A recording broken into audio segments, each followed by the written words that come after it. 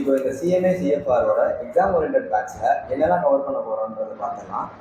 So first CFR சிலபஸோட ஒரு overview பார்த்துட்டு வந்தோம்னா,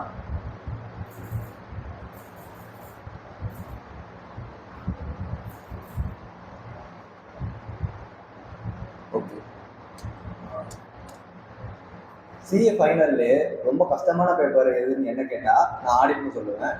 அதுக்கு நிறைய ரீசன்ஸ் இருக்குது. அதே மாதிரி சிஎம்ஏ ஃபைனல் ஸ்டூடெண்ட்ஸில் உங்கள்ட்ட இருக்கிறதுல ரொம்ப கஷ்டமான பேப்பர் எது அப்படின்னு அவங்கள்ட்ட கேட்டால் மெஜாரிட்டி ஆஃப் த ஸ்டூடெண்ட்ஸ் சொல்கிறது என்னென்னா இந்த சிஎஃப்ஆர்.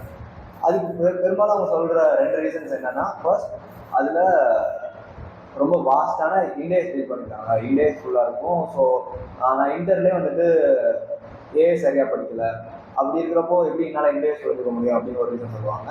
2வது ரீசன் என்ன அப்படின்னா, அதுக்கான ரிசோர்ஸஸ் இருக்கிறது இல்லை, வீடியோ கிளாஸஸ் இருக்கிறது இல்லை, மெட்டீரியல்ஸ் இருக்கிறது இல்லை, அந்த மாதிரி சொல்லுவாங்க. கொஸ்டின் பேங்க் ப்ராப்பராக இல்லை அப்படின்னு சொல்லுவாங்க. அப்படியே வீடியோ கிளாஸஸ் இருந்தாலுமே சிஏ ஃபைனலோட வீடியோ போடுறாங்க, சிஏ ஃபைனல் ரொம்ப வாஸ்டாக இருக்குது, இந்த மாதிரி சொல்லுவாங்க. ஸோ ஒரு சிஎம்ஏ ஃபைனல் சிஎஃப்ஆருக்கு சிஏ ஃபைனலோட எஃப்ஆர் பேப்பரோட ஃபுல் லெக்சர்ஸ் பார்க்கணுமா அப்படின்னு என்ன கேட்டால் நான் வேண்டாம்னு தான் சொல்லுவேன்.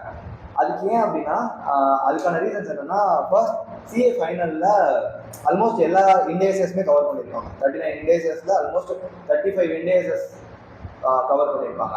வேற சிஎம்ஏவோட சிஎஃப்ஆரில் மொத்தம் 39 இண்டேசஸில் ஒரு 14 to 16 இண்டேசஸ் தான் கவர் பண்ணியிருக்காங்க.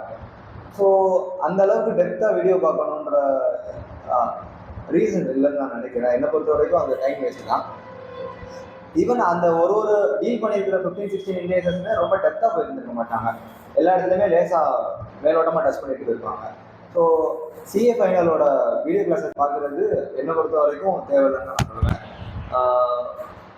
ஸோ அதுக்கு எந்த அளவுக்கு டீட்டெயிலான வீடியோஸ், அதாவது இது எக்ஸாம் ஓரியன்ட் பேட்ச் தான் இருந்தாலும் எக்ஸாமுக்கு தேவையான லெவலுக்கும் தாண்டி கொஞ்சம் நம்ம டீட்டெயிலாக தான் எக்ஸ்பிளைன் பண்ண போகிறோம். அதுக்கு பிஹைண்ட் இருக்க லாஜிக் எல்லாமே இங்கே என்ன ஒரே ஒரு நம்ம என்ன குறைக்க போகிறோம் அப்படின்னா, எல்லா டாப்பிக்கும் கவர் பண்ண போகிறது இல்லை.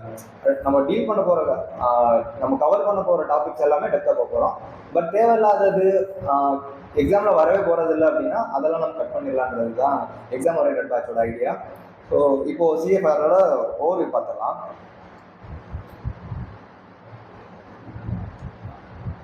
ஓகே, கார்பரேட் ஃபைனான்ஷியல் ரிப்போர்ட்டிங் நம்ம பார்க்குற ஓவர்வியூவில் ஃபர்ஸ்ட் என்ன சொல்கிறாங்கன்னா, இந்தியன் அக்கௌண்டிங் ஸ்டாண்டர்ட்ஸ் ஒரு 25% கொடுத்துருக்காங்க. ஆக்சுவலாக இது வந்து ஸ்பெசிஃபிக் அக்கௌண்டிங் ஸ்டாண்டர்ட்ஸ். இது போக நிறைய உள்ளேயும் இண்டியஸ் டாபிக்ஸ் இருக்கும். அது என்னென்னு பார்த்துடலாம். வேல்யூவேஷன் ஆஃப் ஷேர்ஸ் இதுவும் ஒரு இண்டியஸ் தான், 113. அக்கௌண்டிங் ஆஃப் ஃபினான்ஷியல் இன்ஸ்ட்ருமெண்ட் இதுவும் இண்டியஸ் தான், 109. NBFCs is other than Ind AS. Accounting for business combination and restructuring இதில் பிஸ்னஸ் காம்பினேஷன் பார்ட் இண்டியஸ் தான், இண்டியஸ் 103. Restructuring other than இண்டியஸ்.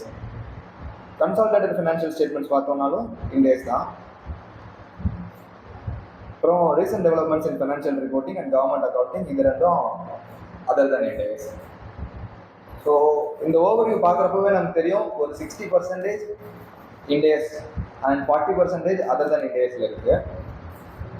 இப்போது நான் எக்ஸாம் கிளியர் பண்ணணும், ஒரு 40 to 50 எடுத்தால் போதும், அந்த மாதிரி டார்கெட் பண்ணுறவங்க என்ன கேட்டால் ரொம்ப முக்கியமான டாபிக்ஸ் மட்டும் கவர் பண்ணாலே போதும்.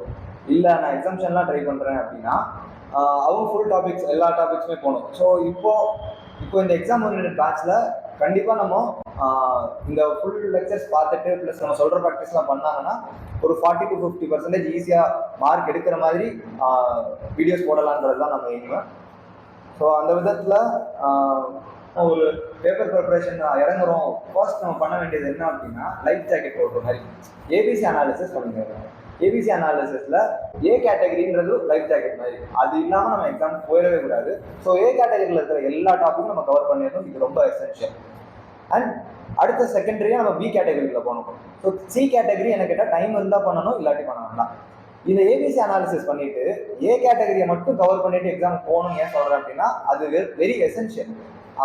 நான் எந்த இடத்துலையும் ஏபிசி அனாலிசிஸ் பண்ணிட்டு ஏ கேட்டகரியை மட்டும் கவர் பண்ணிட்டு எக்ஸாமுக்கு போங்கன்னு நான் சொல்லலை, அது ரொம்ப எசென்ஷியல்னு சொல்கிறேன். அது இல்லாமல் எக்ஸாம் போயிடவே கூடாதுன்னு சொல்கிறேன். ஸோ அதுதான் இப்போது நம்ம எக்ஸாம் ஓரியன்ட் பேட்சில் இந்த நவம்பர் எண்டுக்குள்ளே ஏ கேட்டகரிக்குள்ளே நம்ம போஸ்ட் பண்ணிடுவோம்.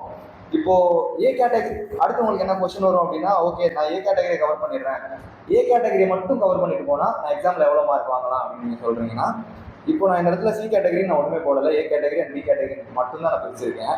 இது என்னன்னா பாஸ்ட் 6 அட்டம்ஸோட ட்ரெண்ட் அனாலிசிஸ், எப்படி எந்தெந்த டாபிக்ல இருந்து கொஸ்டின்ஸ் கவர் பண்ணியிருக்காங்கன்றது. இதை பார்க்குறப்போ நான் சி கேட்டகரின்னு ஒன்றுமே போடலை, பிளைனாக 2 கேட்டகரி தான் பிரிச்சிருக்கேன், A category and B category. இந்த ஏ கேட்டகரி மட்டும் அக்கார்டிங் டு மீ என்ன ஏ கேட்டகரி மட்டும் நீங்கள் கவர் பண்ணீங்க அப்படின்னா இதில் மட்டுமே கிட்டத்தட்ட அரௌண்ட் ஒரு 60% to 70% மார்க்கு வந்துடும். ஓகே, ஸோ நம்மளோட எய்ம் இதுதான். நம்ம இந்த பேட்சில் ஆல்மோஸ்ட் இந்த ஏ கேட்டகரி எல்லாத்தையுமே கவர் பண்ணிடுவோம். இதில் இண்டேஸ் மட்டும் நீங்கள் கவர் பண்ணிட்டு போனீங்கனாலே கூட 40% கண்டிப்பாக வர்றதுக்கு சான்சஸ் இருக்குது. அண்ட் ரிமைனிங் ஒரு 30% 25% வந்துட்டு அதர் டாபிக்ஸ்லேருந்து வரும். நான் எகைன் திரும்ப எம்பசைஸ் பண்ணுறேன், ஏபிசி அனாலிசிஸ் பண்ணிவிட்டு ஏ கேட்டகரி மட்டும் கவர் பண்ணுறோன்றது ரொம்ப ரொம்ப பேசிக் எசென்ஷியல்.